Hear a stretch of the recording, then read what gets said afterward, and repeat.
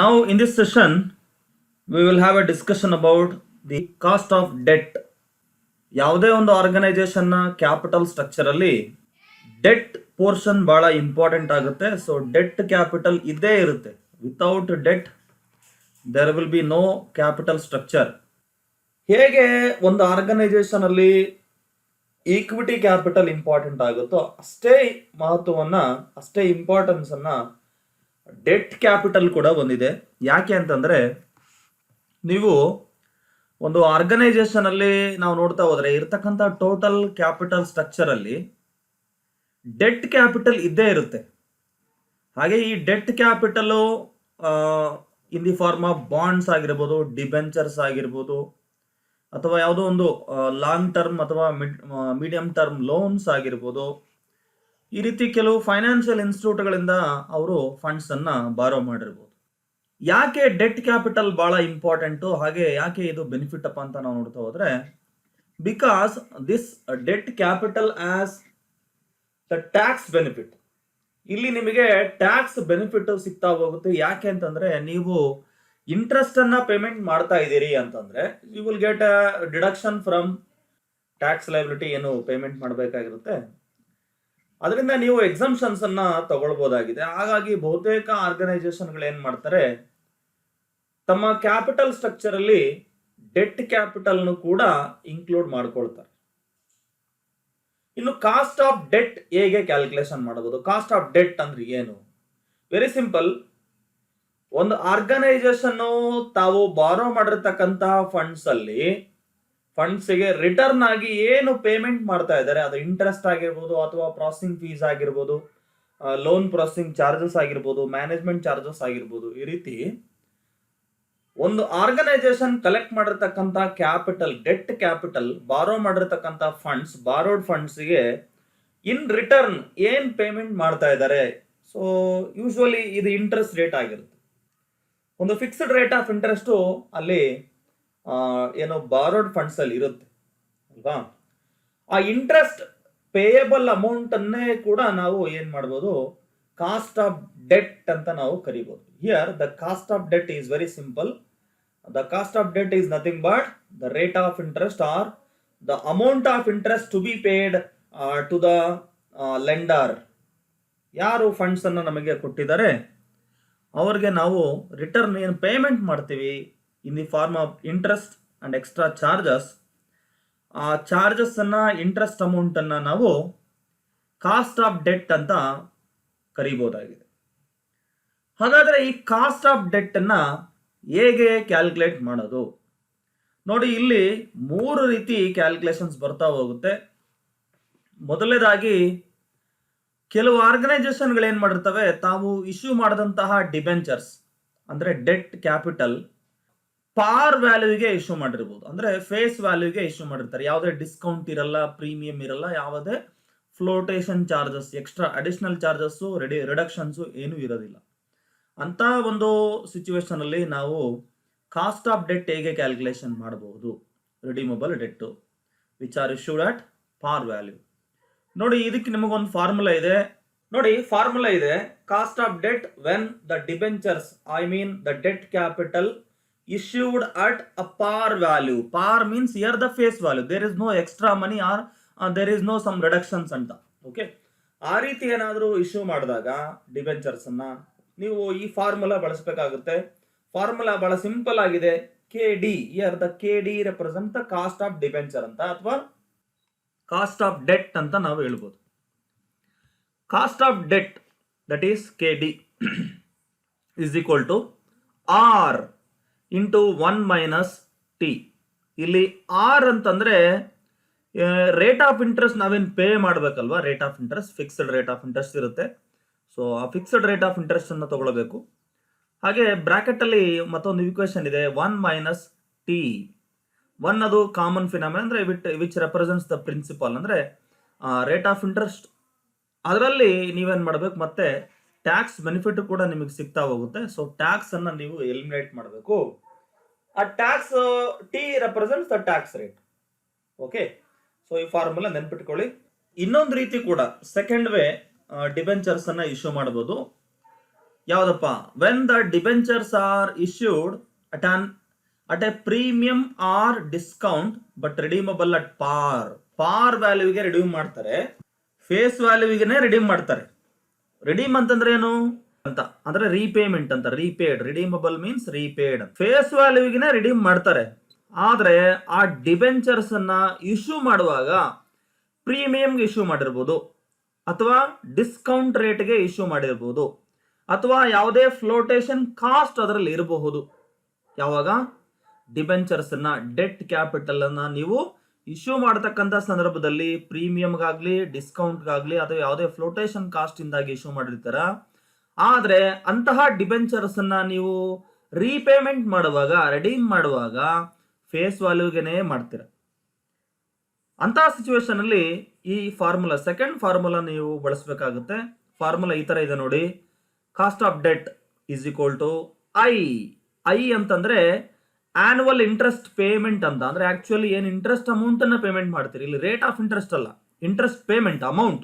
I divide by N P means net profits of the issue of debenture ಅಂತ.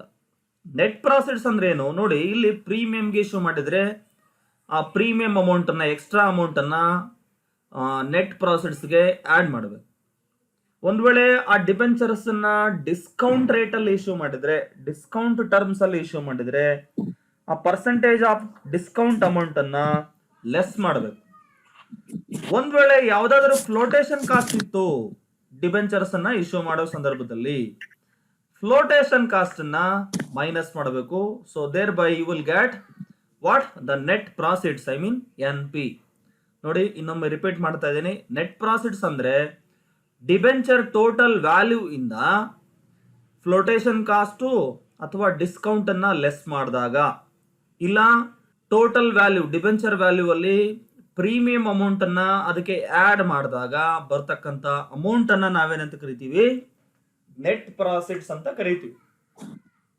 ಇನ್ನು ಫಾರ್ಮುಲಾದಲ್ಲಿ ಮತ್ತೊಂದು equation ಇದೆ bracket ಅಲ್ಲಿ ನೋಡಿ, 1 - t. ಇದು ಕಾನ್ಸ್ಟಂಟ್. ಇದು ಪ್ರತಿ ಫಾರ್ಮುಲಾದಲ್ಲೂ ಕೂಡ ಇದು ಬರ್ತಾ ಹೋಗುತ್ತೆ. ಯಾಕಂದ್ರೆ ನೀವು ಡಿಬೆಂಚರ್ಸ್ ಅನ್ನ ಇಶ್ಯೂ ಮಾಡ್ತಾ ಇದ್ದೀರಿ, ಇಂಟ್ರೆಸ್ಟ್ ಪೇಮೆಂಟ್ ಮಾಡ್ತೀರಿ ಅಂತಂದ್ರೆ ನಿಮಗೆ ಟ್ಯಾಕ್ಸ್ ಬೆನಿಫಿಟ್ ಇರುತ್ತೆ.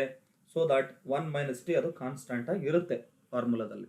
ಹಾಗೆ ಇನ್ನೊಂದು ಸಿಚುವೇಶನ್ ಬರುತ್ತೆ, ಡಿಬೆಂಚರ್ಸ್ ಅನ್ನ ಏನು ಪ್ರೀಮಿಯಂಗೆ ಇಶ್ಯೂ ಮಾಡಿರ್ತಾರೆ, ಡಿಸ್ಕೌಂಟ್ಗೆ ಇಶ್ಯೂ ಮಾಡಬಹುದು, ಫ್ಲೋಟೇಷನ್ ಕಾಸ್ಟು ಇರಬಹುದು.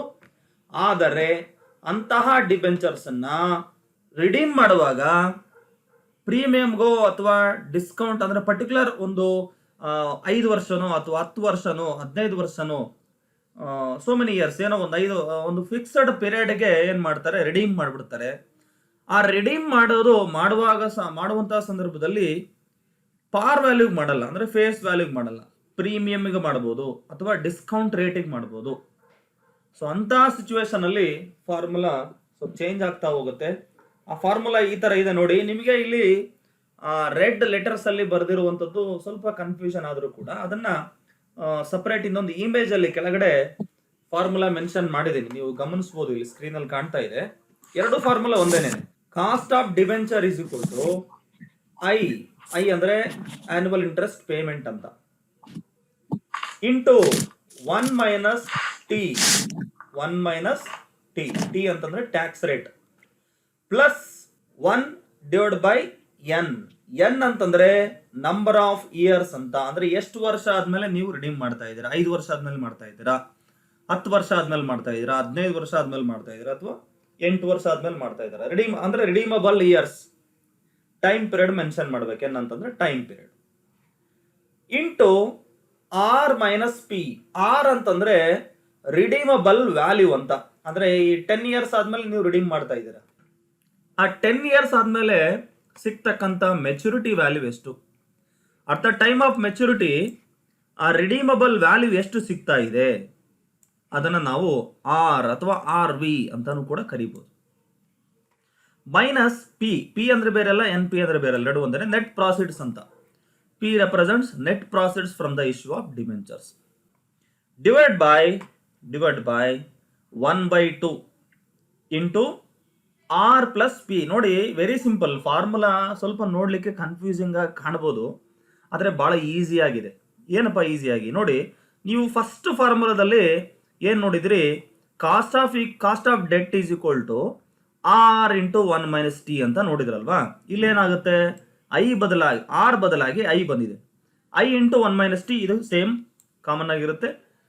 ಪ್ಲಸ್ ಈ ಎರಡು ಫ್ಯಾಕ್ಟರ್ಸು ಆ್ಯಡ್ ಆಗ್ತಾ ಹೋಗುತ್ತೆ, ಇದೊಂದು ನೋಡಿ, ಎರಡು ಸೇಮ್ ಇದೆ.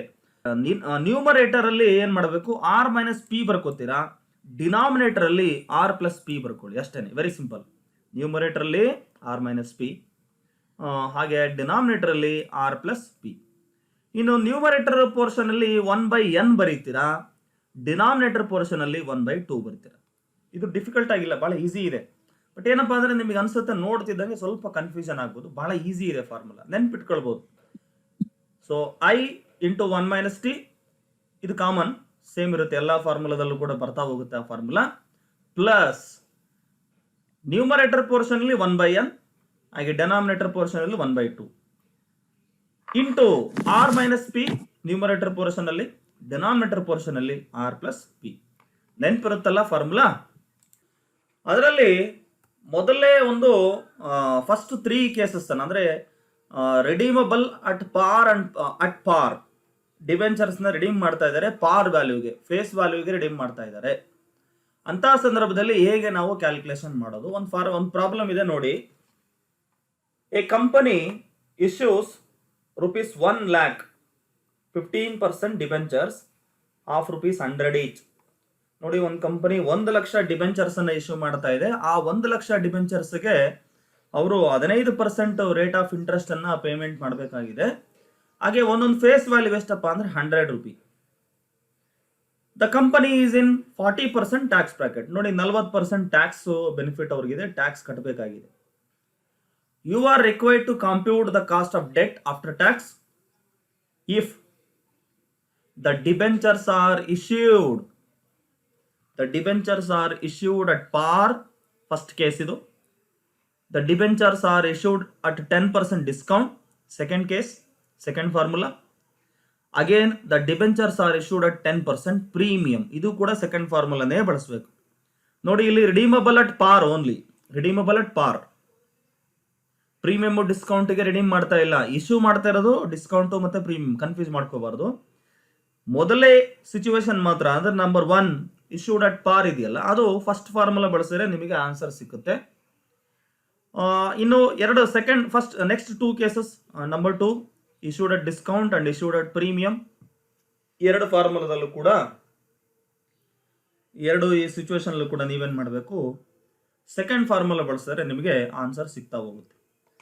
ಜೊತೆಗೆ ಏನ್ ಮಾಡಬೇಕು, if the brokerage is paid at 5%. Brokerage ಅಂತಂದ್ರೆ ಇಲ್ಲಿ ನೀವು ಬೇರೆ ಏನೂ ಅಲ್ಲ, ಅದು ಫ್ಲೋಟೇಷನ್ ಕಾಸ್ಟ್ ಅಂತ ತಿಳ್ಕೋಬೇಕು.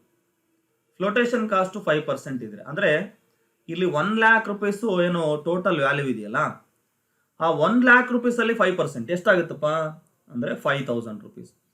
5,000 rupees ಏನಾದರೂ ಫ್ಲೋಟೇಷನ್ ಕಾಸ್ಟ್ ಇದ್ದಾಗ ಕಾಸ್ಟ್ ಆಫ್ ಡಿಬೆಂಚರ್ಸ್ ಎಷ್ಟಿದೆ ಅಂತ ನಾವು ಕ್ಯಾಲ್ಕುಲೇಟ್ ಮಾಡಬೇಕು. When these debentures are issued at par, ಇಲ್ಲೂ ಕೂಡ ಪಾರ್ ವ್ಯಾಲ್ಯೂಗೆ ಇಶ್ಯೂ ಮಾಡ್ತಾ ಇದ್ದಾರೆ, ರಿಡೀಮಬಲ್ ವ್ಯಾಲ್ಯೂ ಅಲ್ಲ.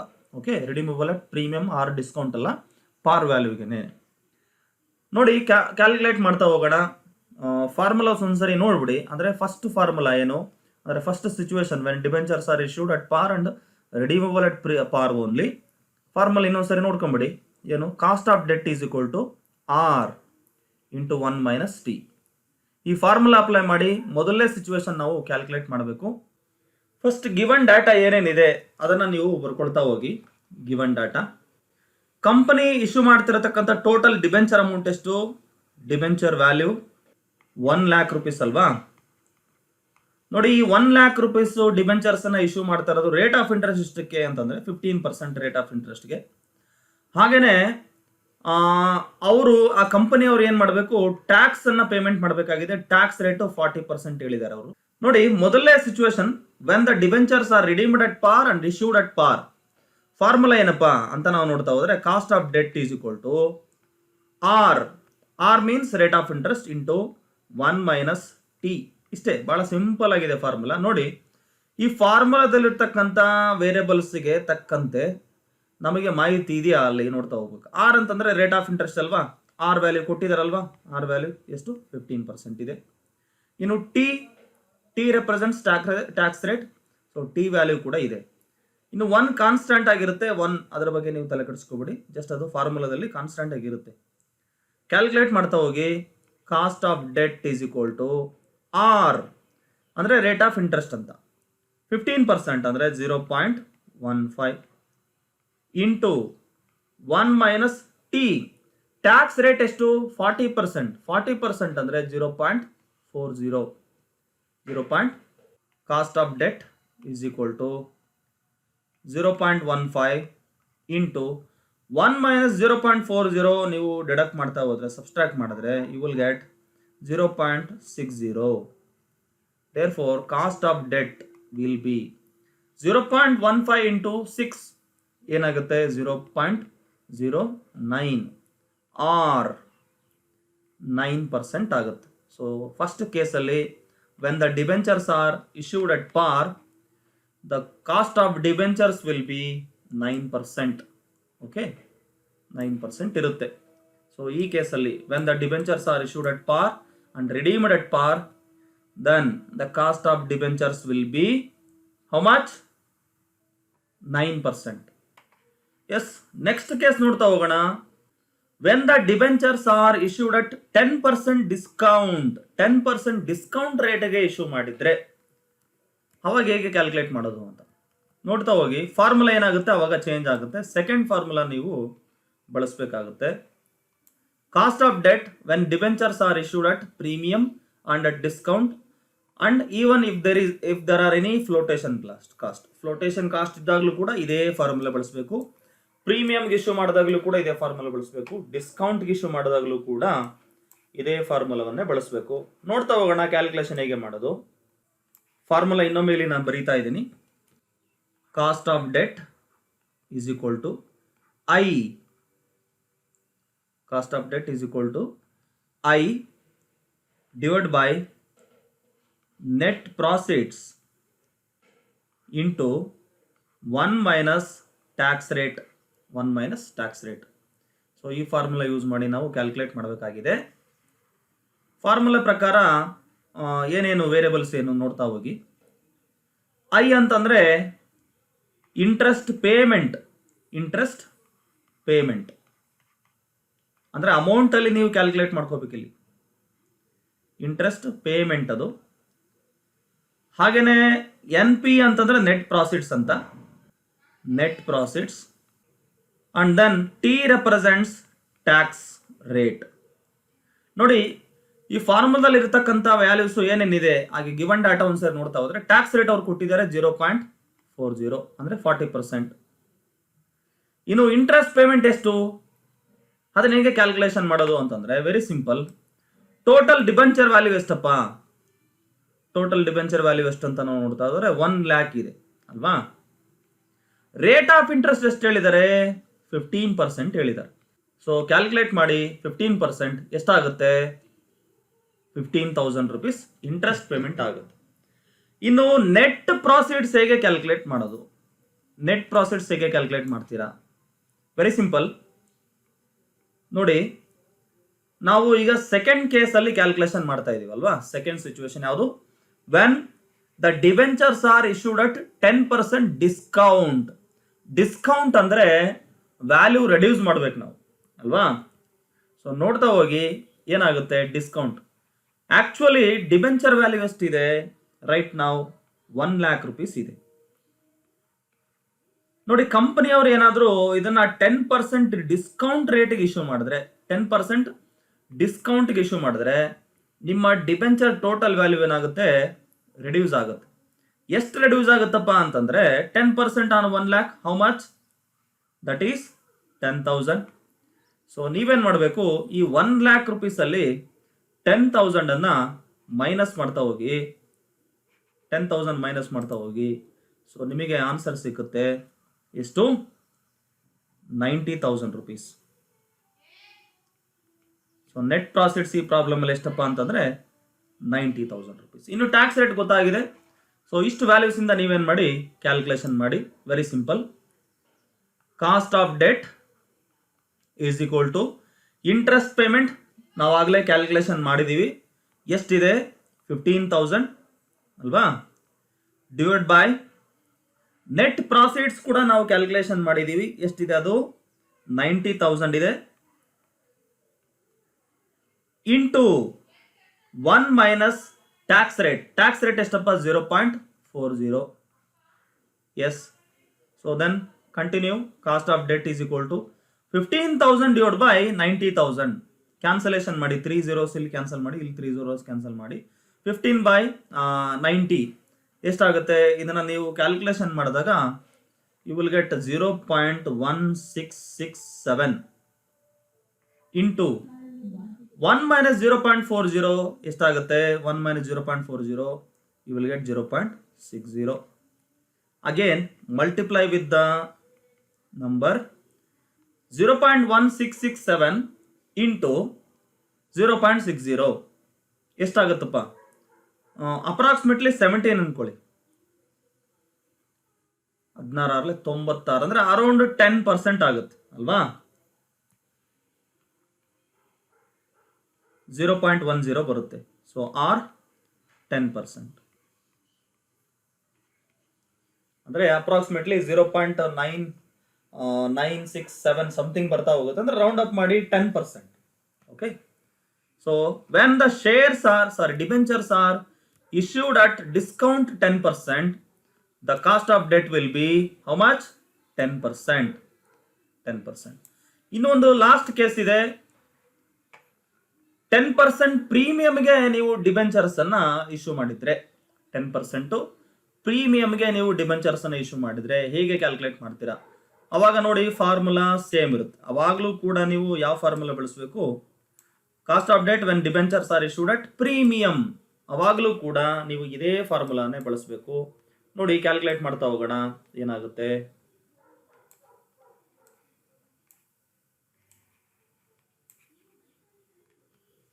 issued at premium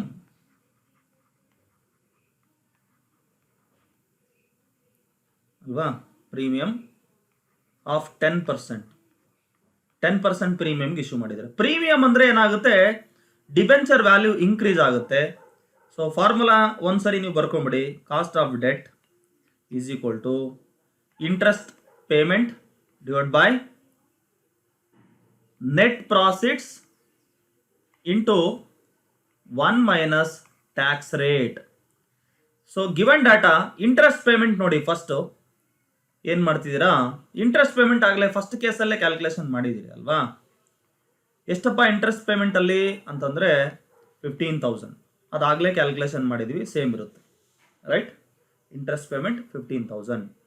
ಇನ್ನು ನೆಟ್ ಪ್ರಾಫಿಟ್ಸ್ ಕ್ಯಾಲ್ಕುಲೇಟ್ ಮಾಡಬೇಕು. ನೆಟ್ ಪ್ರಾಫಿಟ್ಸ್ ಹೇಗೆ ಅಂತಂದ್ರೆ ನೋಡಿ, ಇಲ್ಲಿ ಡಿಬೆಂಚರ್ಸ್ ಅನ್ನ ಇಶ್ಯೂ ಮಾಡ್ತಾ ಇರೋದು 10% ಪ್ರೀಮಿಯಂಗೆ, ಅಂದ್ರೆ ಇನ್ನೂ 10% ಆಡ್ ಮಾಡಬೇಕು.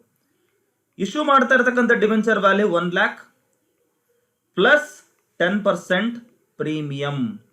10% ಪ್ರೀಮಿಯಂಗೆ ಇಶ್ಯೂ ಮಾಡ್ತಾ ಇದ್ದೀರಾ. ಸೊ ಎಕ್ಸ್ಟ್ರಾ 10% ಅಂದ್ರೆ ಎಷ್ಟು? 10,000 rupees. 10,000 rupees ನೀವು ಆಡ್ ಮಾಡಿದಾಗ ಟೋಟಲ್ ಡಿಬೆಂಚರ್ ವ್ಯಾಲ್ಯೂ ಅಂದ್ರೆ ನೆಟ್ ಪ್ರಾಫಿಟ್ಸ್ ಎಷ್ಟಾಗುತ್ತೆ? 1,10,000 rupees ಆಗುತ್ತೆ. 1,10,000 rupees ಆಗುತ್ತೆ. ಇನ್ನು ಟ್ಯಾಕ್ಸ್ ರೇಟ್ ಗೊತ್ತೇ ಇದೆ, ಅದು 0.40 ಆರ್ 40%. 40% ಅಂತ ಅನ್ಕೊಳ್ಳಿ. ಎಸ್, ಸೊ ಈಕ್ವೇಶನ್ ಪ್ರಕಾರ, ಫಾರ್ಮುಲಾ ಪ್ರಕಾರ ಕೊಟ್ಟಿರ್ತಕ್ಕಂಥ ಡಾಟಾ ಕ್ಯಾಲ್ಕುಲೇಷನ್ ಮಾಡ್ತಾ ಹೋಗಿ.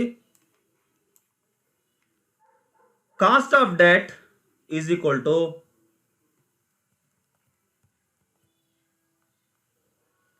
ಇಂಟ್ರೆಸ್ಟ್ ಪೇಮೆಂಟ್ ಅಮೌಂಟ್ ಎಷ್ಟಪ್ಪ? 15,000 ಡಿವೈಡ್ ಬೈ ನೆಟ್ ಪ್ರಾಫಿಟ್ಸ್ ನಾವು ಕ್ಯಾಲ್ಕುಲೇಷನ್ ಮಾಡಿದೀವಿ. ಇಲ್ಲಿದೆ ನೋಡಿ, ನೆಟ್ ಪ್ರಾಫಿಟ್ಸ್ ಎಷ್ಟು? 1,10,000 rupees. 1,10,000 rupees into 1 minus tax rate. Tax rate ಎಷ್ಟು? 0.40. ಎಸ್, ಸೊ ನೆಕ್ಸ್ಟ್ ಸ್ಟೆಪ್ ಹೋಗಿ cost of debt is equal to 15,000 divide by 1,10,000. ನಿಮ್ಮ ಕ್ಯಾಲ್ಕುಲೇಟರ್ ಅಲ್ಲಿ ಕ್ಯಾಲ್ಕುಲೇಷನ್ ಮಾಡ್ತಾ ಹೋಗಿ ನೋಡಿ. ಆ ರೀತಿ ನೀವು ಕ್ಯಾಲ್ಕುಲೇಷನ್ ಮಾಡಿದಾಗ ಅದು ಬರುತ್ತೆ 0.0818 ಬರುತ್ತೆ. ಓಕೆ, ಸಾರಿ, 1 ಸೆಕೆಂಡ್, 0.818 ಅಲ್ಲ, 15,000 divided by 1,10,000 0.136 ಬರುತ್ತೆ. 0.136 into 1 minus tax rate. So tax rate ನಾವು ಡಿಡಕ್ಟ್ ಮಾಡಿದಾಗ 0.60 ಬರುತ್ತೆ. ನೆಕ್ಸ್ಟ್ ಸ್ಟೆಪ್ಗೆ ಹೋಗೋಣ. Cost of debt. Cost of debt is equal to 0.136 into 0.60. So your answer will be 0.0818 or 8.18%. 8.18%. Okay, so ಈಗ ನಾವು ಪಾರ್ value issue ಮಾಡಿದಾಗಲೂ calculate ಮಾಡಿದ್ದೀವಿ cost of debt. ಹಾಗೆ 10% ಡಿಸ್ಕೌಂಟ್ಗೆ issue ಮಾಡಿದಾಗಲೂ calculate ಮಾಡಿದ್ದೀವಿ. ಹಾಗೇನೆ ಇನ್ನೊಂದು ಕೇಸಲ್ಲಿ ಏನು 10% ಪ್ರೀಮಿಯಂಗೆ ಇಶ್ಯೂ ಮಾಡಿದಾಗಲೂ ಕೂಡ ಕ್ಯಾಲ್ಕುಲೇಷನ್ ಮಾಡಿದ್ದೀವಿ. ಈಗ ಇನ್ನೊಂದು ಕೇಸ್ ಮಾತ್ರ ಇದೆ, ಇನ್ನೊಂದು ಸಿಚುವೇಶನ್ ಮಾತ್ರ ಇದೆ. ಒಂದು ವೇಳೆ ಬ್ರೋಕರೇಜ್ ಏನಾದರೂ 5% ಪೇಮೆಂಟ್ ಮಾಡಿದ್ರೆ what will be the cost of debentures if the issue is at par value. ಪಾರ್ ವ್ಯಾಲ್ಯೂಗೆ ಇಶ್ಯೂ ಮಾಡಿದಾಗ ಬ್ರೋಕರೇಜ್ ಎಕ್ಸ್ಪೆಂಡಿಚರ್ ಇರುತ್ತೆ. ಸೊ ಅವಾಗ ನೀವು ಕಾಸ್ಟ್ ಆಫ್ ಡೆಟ್ ಅನ್ನು ಹೇಗೆ ಕ್ಯಾಲ್ಕುಲೇಷನ್ ಮಾಡ್ತೀರಾ ನೋಡಿ. ಡಿಸ್ಕೌಂಟ್ಗಾದರೂ ಇಶ್ಯೂ ಮಾಡಿರಲಿ ಅಥವಾ ಪ್ರೀಮಿಯಂಗಾದರೂ ಇಶ್ಯೂ ಮಾಡಿರಲಿ ಅಥವಾ ಯಾವುದೇ ಫ್ಲೋಟೇಷನ್ ಕಾಸ್ಟ್ ಇರಲಿ, ಆ ಎಲ್ಲ ಸಿಚುವೇಶನ್ ಅಲ್ಲೂ ಕೂಡ ಫಾರ್ಮುಲಾ ಇದೇ ಫಾರ್ಮುಲಾ ತಗೋಬೇಕು. ಸೆಕೆಂಡ್ ಫಾರ್ಮುಲಾವನ್ನೇ ನೀವು ತಗೋಬೇಕಾಗುತ್ತೆ ನೋಡಿ. ಫಾರ್ಮುಲಾ ಎಸ್, ಇಲ್ಲಿ ಕ್ಯಾಲ್ಕುಲೇಟ್ ಮಾಡ್ತಾ ಹೋಗೋಣ.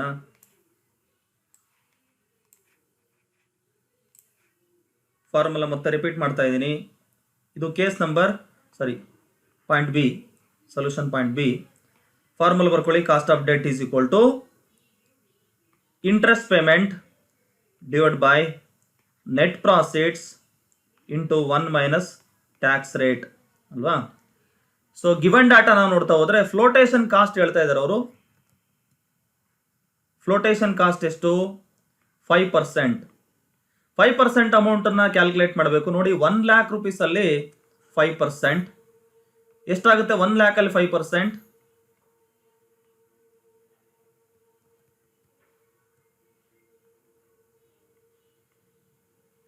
That would be 5,000 rupees.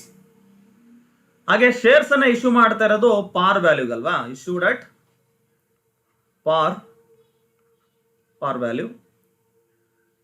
Then tax rate ನಿಮಗೆ ಗೊತ್ತೇ ಇದೆ. ಟ್ಯಾಕ್ಸ್ ರೇಟ್ ಎಷ್ಟಪ್ಪ? 40%, 0.40. ಅಂಡ್ ದೆನ್ ನೆಟ್ ಪ್ರಾಫಿಟ್ಸ್ ಅನ್ನ ಕ್ಯಾಲ್ಕುಲೇಟ್ ಮಾಡಬೇಕು. ದಿಸ್ ಇಸ್ ವೆರಿ ಇಂಪಾರ್ಟೆಂಟ್ ನೋಡಿ. 1 lakh rupees total debenture value ಇತ್ತು. ಈಗ ಏನಾಗಿದೆ, ಅವರು ಪಾರ್ ವ್ಯಾಲ್ಯೂ ಇಶ್ಯೂ ಮಾಡ್ತಾ ಇದ್ದಾರೆ. ಪಾರ್ ವ್ಯಾಲ್ಯೂ ಇಶ್ಯೂ ಮಾಡೋದ್ರಿಂದ 1 lakh ರೂಪೀಸ್ ಬರುತ್ತೆ. ಆದರೆ ಆ ಇಶ್ಯೂ ಮಾಡೋ ಸಂದರ್ಭದಲ್ಲಿ ನೀವು ಫ್ಲೋಟೇಷನ್ ಕಾಸ್ಟ್ ಅನ್ನ ಪೇಮೆಂಟ್ ಮಾಡಬೇಕಾಗುತ್ತೆ. ಸೊ ಹಾಗಾಗಿ ನೆಟ್ ಪ್ರಾಫಿಟ್ಸ್ ವ್ಯಾಲ್ಯೂ ಏನಾಗುತ್ತೆ? ರಿಡ್ಯೂಸ್ ಆಗುತ್ತೆ. 5,000 ರೂಪೀಸ್ ಎಲಿಮಿನೇಟ್ ಮಾಡಿ. So your net profits will be 95,000 rupees. Yes, so ಇಷ್ಟು ಡಾಟಾ ಸಾಕಾಗುತ್ತೆ. In interest payment very simple. Interest payment ಆಗಲೇ ನಾವು ಕ್ಯಾಲ್ಕುಲೇಷನ್ ಮಾಡಿದ್ದೀವಿ. ಎಷ್ಟಪ್ಪ ಇಂಟ್ರೆಸ್ಟ್ ಪೇಮೆಂಟು? ಅದು 15,000. ಫಸ್ಟ್ ಕೇಸಲ್ಲಿ ಕ್ಯಾಲ್ಕುಲೇಟ್ ಮಾಡಿದ್ವಿ ಇಂಟ್ರೆಸ್ಟ್ ಪೇಮೆಂಟ್ 15,000 ತಗೊಳ್ಳಿ. ಈಗ ನೀವು ಸೊಲ್ಯೂಷನ್ ಮಾಡ್ತಾ ಹೋಗಿ. Cost of debt is equal to interest payment 15,000 divide by net profits ಎಷ್ಟು? 95,000 rupees. Net profits 95,000 into 1 minus T 0.40. Simplify ಮಾಡಿ. Cost of debt is equal to 15,000 divide by 95. So ಇದನ್ನು ನೀವು calculation ಮಾಡಿದಾಗ 0.1578 ಬರುತ್ತೆ into 0.60. Then cost of debt will be, next ಸ್ಟೆಪ್ಗೆ ಹೋಗಿ. Cost of debt is equal to ಎಷ್ಟಪ್ಪ? 0.1578 into 0.60. Your answer will be 0.0947 ಅಥವಾ ಇದನ್ನೇನು ಮಾಡಿ 9.47%. 9.47%. Okay, so this is how we have to calculate in various situations of cost of debt. ಒಂದ್ಸರಿ repeat ಮಾಡ್ತೀರಾ ಯಾವ್ಯಾವ answer ಎಷ್ಟೆಷ್ಟು ಬಂದಿದೆ ಅಂತ? when the debentures are issued at par, first case cost of debt ಎಷ್ಟು ಬಂದಿದೆ? ಈ ಕೇಸಲ್ಲಿ ಕಾಸ್ಟ್ ಆಫ್ ಡೆಟ್ ಎಷ್ಟು ಬಂದಿದೆ? 9%. 9%. When the debentures are issued at discount,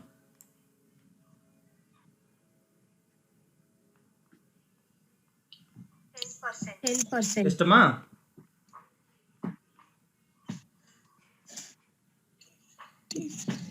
10%. Case number 3, when the debentures are issued at premium,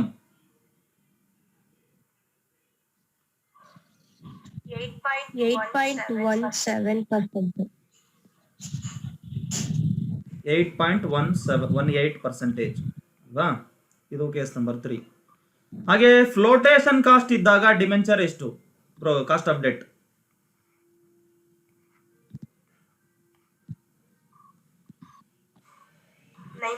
9.47. 9.47%. Okay students, ಅರ್ಥ ಆಯ್ತಾ ಈ calculations ಎಲ್ಲ?